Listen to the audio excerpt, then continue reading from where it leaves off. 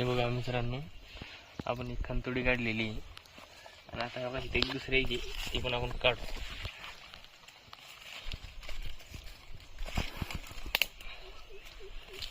तुम्ही कसं काढा त्याला खंतोडी?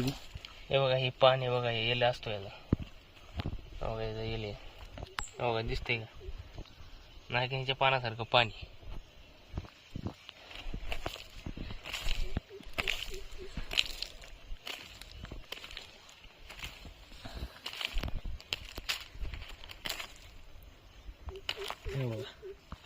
असं असतं आणि ह्याचा येल येतो बटाट्यासारखा, याला खंतोडी म्हणतात.